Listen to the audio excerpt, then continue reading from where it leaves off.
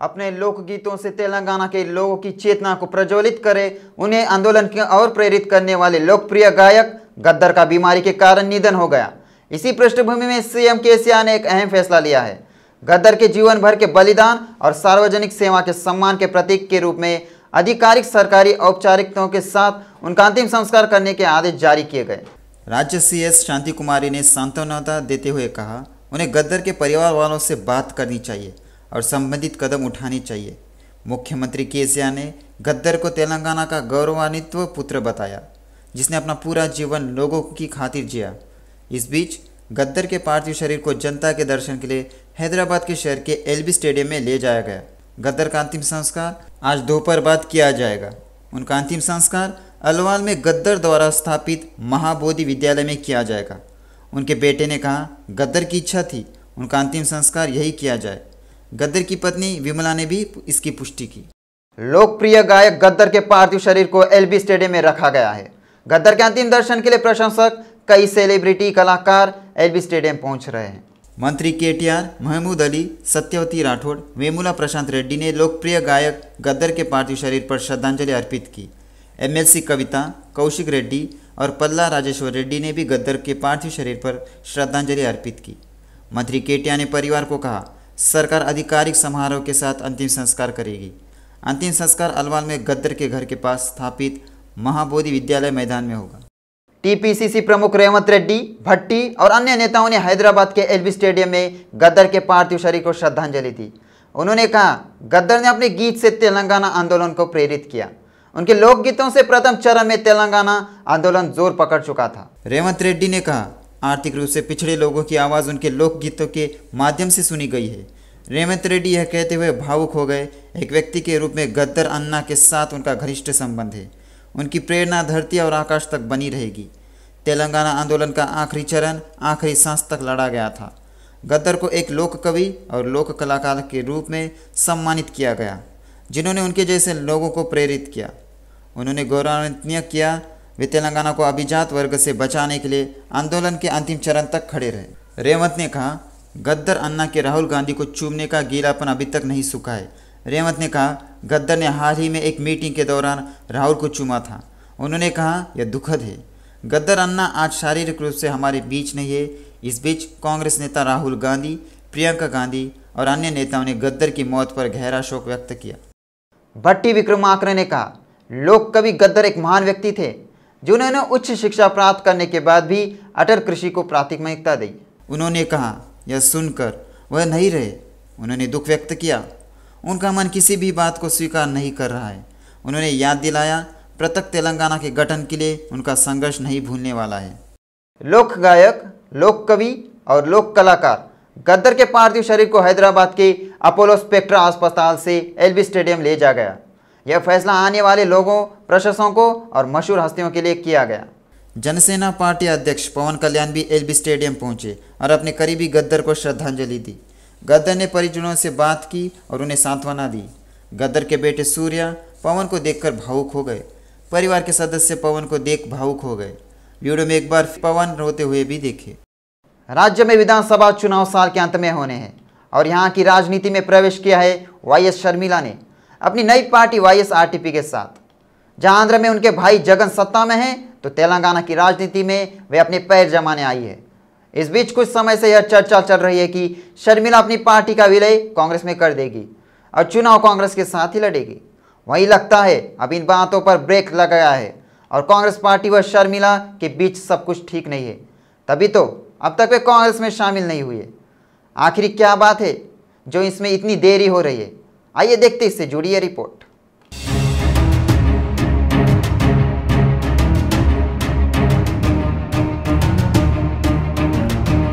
गौरतलब है कि वाईएस शर्मिला पिछले कुछ दिनों से चुप है। सिर्फ ट्विटर तक सीमित रहने वाली शर्मिला के राजनीतिक उत्थान को लेकर खूब चर्चा हो रही है, लेकिन अब लगता है कि कांग्रेस पार्टी के साथ शर्मिला की बातचीत में ब्रेक लग गया है। आखिर शर्मिला के सामने क्या है कांग्रेस का प्रस्ताव? कांग्रेस के सामने शर्मिला क्या शर्तें रख रही है और आखिर दोनों के बीच बात क्यों नहीं हो रही?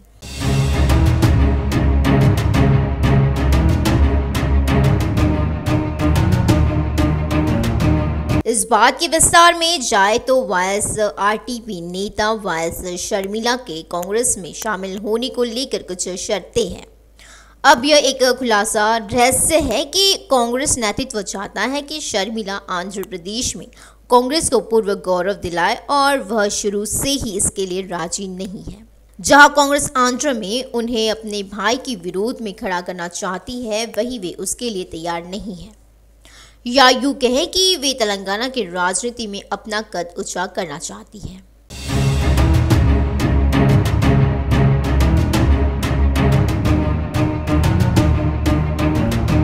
रेवंत रेड्डी ने भी सार्वजनिक बयान देकर कहा था कि शर्मिला आंध्र में कुछ भी कर सकती है। शर्मिला पिछले कुछ समय से अपनी पार्टी गतिविधियों से दूर रह रही है।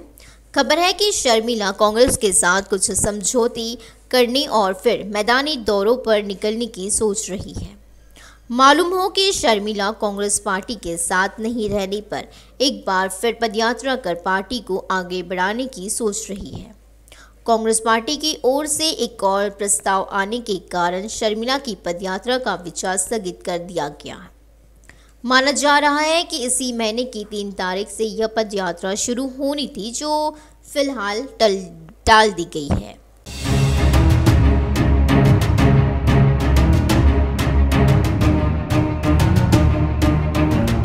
खबर है कि कांग्रेस ने शर्मिला के सामने एक नया प्रस्ताव रखा है।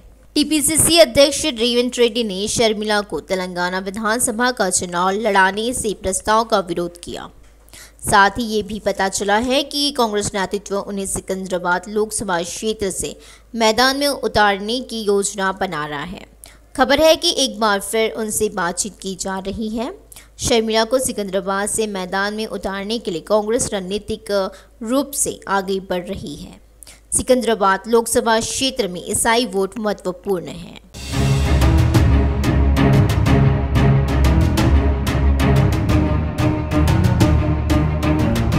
बताया गया है कि कांग्रेस नेतृत्व सोच रहा है कि अगर शर्मिला उस निर्वाचन क्षेत्र से खड़ी होती है तो वह आसानी से जीत सकेगी और वह वहां बसे लोगों, वाईएसआर प्रशंसकों और अपने सामाजिक वर्ग के वोटों को प्रभावित करने में सक्षम होगी। लेकिन शर्मिला इसके सख्त खिलाफ है। वह किसी भी स्थिति में पालेरू से चुनाव लड़ने की तैयारी कर रही है, इसलिए वह अपना कार्यस्थल बदलने को तैयार नहीं है।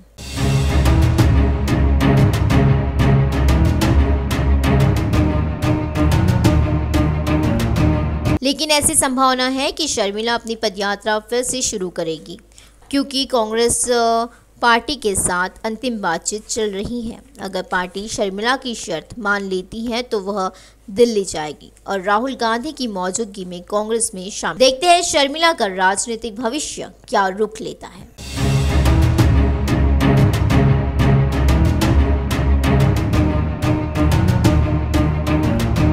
भारतीय जनता पार्टी ने राष्ट्रीय हथकरघा दिवस मनाने के लिए एलबी नगर विधानसभा क्षेत्र के वनस्तीपुरम में एक बैठक का आयोजन किया। इस अवसर पर केंद्रीय मंत्री राज्य भाजपा प्रमुख किशन रेड्डी मुख्य अतिथि थे। किशन रेड्डी ने सभी को राष्ट्रीय हथकरघा दिवस की बधाई दी है। किशन रेड्डी ने कहा, प्रधानमंत्री नरेंद्र मोदी आज देश भर में हथकरघा क्लस्टर स्थापित करने कार्यक्रम में भाग लेंगे। वे हथकरघा श्रम प्रणाली की रक्षा करना चाहते हैं। दुनिया में ऐसी कोई जगह नहीं है जहां बुनकर सुंदर कपड़े नहीं बनाते हैं। हर कोई आज हथकरघा के कपड़े पहनना चाहता है। साथ ही हर कोई मोदी का कार्यक्रम भी देखना चाहता है। बीजेपी के राष्ट्रीय महासचिव बंडी संजय ने विधानसभा में केटीआर की टिप्पणी पर जमकर निशाना साधा है। उन्होंने उस स्थिति की आलोचना की जहां केटीआर के बोलने के तरीके से बीआरएस विधायक और कार्यकर्ता नाराज हो रहे हैं। बंडी ने कहा, सीएम केसीआर को अपने बेटे को सीएम उम्मीदवार घोषित करना चाहते हैं। गोशामहल विधायक राजा सिंह ने विधानसभा में दिलचस्प टिप्पणी की है। उन्होंने चिंता व्यक्त की वह अगली विधानसभा बैठकों में उपस्थित नहीं हो सकते हैं और उनकी अपनी पार्टी के नेताओं के साथ साथ कुछ अन्य लोग चाहते हैं वो विधानसभा में उपस्थित न हो। జంట నగరాల్లో రాజా సింగ్కు బీజేపీ శ్రేణుల్లో ఫాలోయింగ్ చాలా ఎక్కువ. గతేడాది మహమ్మద్ ప్రవక్తపై చేసిన వ్యాఖ్యలు రాజాసింగ్ను చిక్కుల్లో నెట్టాయి. ఈ వ్యాఖ్యలను సీరియస్గా తీసుకున్న బీజేపీ హైకమాండ్ రాజాసింగ్ను పార్టీ నుంచి సస్పెండ్ చేసింది. శాసన సభాపక్ష నేత పదవి నుంచి కూడా తొలగించింది. ఈ వ్యాఖ్యలపై కేసు నమోదు కావడంతో జైలుకు వెళ్లిన రాజాసింగ్ బెయిలుపై బయటకు వచ్చారు. అప్పటి నుంచి పార్టీ కార్యకలాపాలకు దూరంగా ఉంటున్న రాజాసింగ్ తాజాగా అసెంబ్లీ వేదికగా చేసిన వ్యాఖ్యలపై రాష్ట్ర వ్యాప్తంగా చర్చ జరుగుతోంది. अध्यक्ष 2014 से लेकर आज तक इस विधानसभा में जब भी आपके आशीर्वाद से मुझे बोलने का अवसर मिला, मैंने मेरी विधानसभा में जिस जाति से मैं हूँ, धुलपेट लोधी समाज से, उस विषय में मैंने कई बार रेस किया है और सरकार से प्रार्थना की है. यही विधानसभा में मुख्यमंत्री जी ने वादा किया था कि मैं धुलपेट आऊँगा और जो भी मेरे से बन सकता है मैं धुलपेट के विकास के लिए, जनता के लिए करूँगा.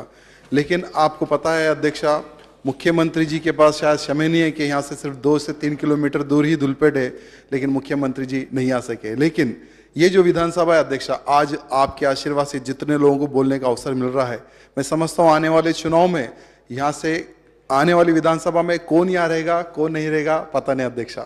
मुझे विश्वास है कि मैं नहीं रहूँगा, मुझे विश्वास है कि मैं नहीं रहूँगा, क्योंकि बाहर वाले भी और घर वाले भी सभी लोग चाहते कि मैं विधानसभा में ना रहूँ. लेकिन मैं आपके माध्यम से मुख्यमंत्री से ये निवेदन करना चाहूँगा कि मैं रहूँ या ना रहूँ, मेरे धुलपेट की जनता के ऊपर आपका आशीर्वाद रहना चाहिए अध्यक्ष.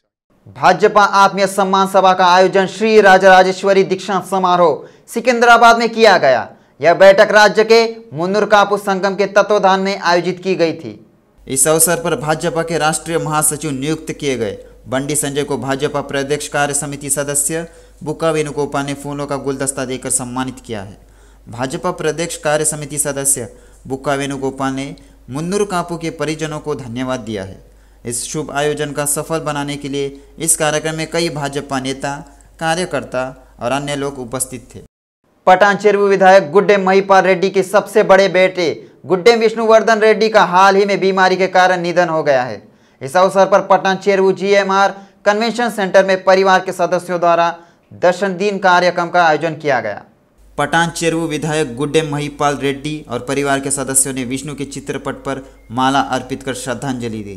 बाद में GMR प्रशासकों, जनप्रतिनिधियों, विभिन्न दलों के नेताओं, दोस्तों और पटान चेरुवु निर्वाचन क्षेत्र के करीबी सहयोगी और विभिन्न जिलों से विष्णुवर्धन रेड्डी को श्रद्धांजलि दी गई. विष्णु के साथ अपने जुड़ाव को याद करके उनकी आंखों में आंसू आ गए. एक युवा नेता की मौत से उन्हें गहरा दुख हुआ. अधिकारियों ने शमशाबाद एयरपोर्ट पर हाई अलर्ट की घोषणा कर दी है. इस महीने के 15 तारीख को स्वतंत्रता दिवस के मौके पर सुरक्षा अधिकारियों ने एयरपोर्ट के लिए हाई अलर्ट की घोषणा की थी. किसी भी अप्रिय घटना को रोकने के लिए हवाई अड्डे पर कड़ी सुरक्षा व्यवस्था की गई है. मुख्य द्वार पर CISF के सुरक्षा अधिकारी हवाई अड्डे पर आने वाले आगंतुकों पर विशेष ध्यान दे रहे हैं.